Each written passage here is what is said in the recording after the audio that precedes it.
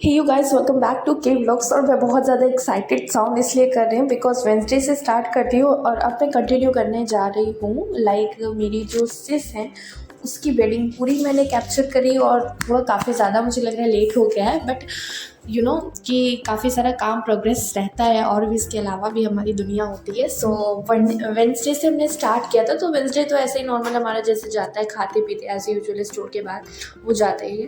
Then Thursday को हमें ये जो हमारा पार्सल है, जो मुझे अपनी जीज को गिफ्ट करना था बेलवीटा, सो मैंने वो ऑर्डर किया था, वो मुझे रिसीव हो गया था, उसकी पैकेजिंग वगैरह करा के। देन थर्सडे वाले दिन काफ़ी ज़्यादा हम लोग को सामान पिक करना था मांझे का, जिसे हम लोग हल्दी भी बोलते हैं। मुझे कपड़े भी वॉश करने थे, मुझे जिम भी जाना था, मुझे अपने डाइट का भी ध्यान रखना था बिकॉज मैंने जो सोचा था उन ड्रेस में मुझे अच्छा फिट भी दिखना था। तो ये मैंने थोड़े से राइस बना के खा लिए थे। देन फटाफट से बैंक गई, अपना काम निपटाया, और जो मुझे आउटफिट मांझे में यानी कि हल्दी में पहनना था, भाई साहब मिल ही नहीं रहा है। जो मैं कपड़ा देख रही हूँ मिल ही नहीं रहा है। और ना खास कि मैं बचपन से उसी एरिया में रही हूँ, लेकिन मैंने इतनी मार्केट देखी है, कुछ डार्क हो रहे हैं कपड़े तो कुछ हल्के हो रहे हैं। ये शिरमाल वगैरह गर्मा गर्म देख के इतना भूख लगी हुई थी, और शाम हो गई थी, इवनिंग हो गई थी, अराउंड यही 5 o'clock। हम लोग ने कुछ नहीं खाया था। देन मम्मा और मैं स्टॉप हो गए। मैंने कहा अब इससे ज़्यादा नहीं चला जाएगा, पहले पेट पूजा करते हैं उसके बाद देखते हैं।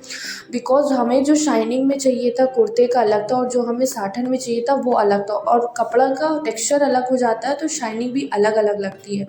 तो खैर जैसे तैसे रियाज भाई के यहाँ के जिस साइड में ही शॉप पे हमें मिल गया था, फाइनली हमने लिया। देन हमें हल्दी वाली वो जो प्लेट्स होती है जिन पे प्रॉपर हल्दी वगैरह लिखी होती है, हल्दी सेरेमनी टाइप्स, वो लेनी थी।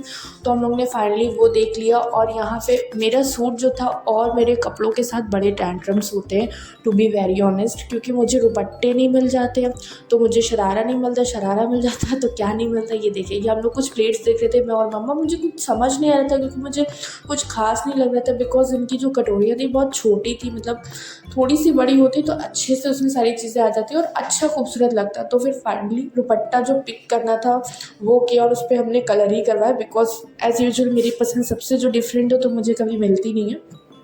तो लास्ट ऑप्शन था वाइट, लेकर के हमने डाई कराया, इसको मैच किया फाइनली। फिर हम लोग घर पहुँचे, हालत तो एकदम बहुत बुरी हो गई थी।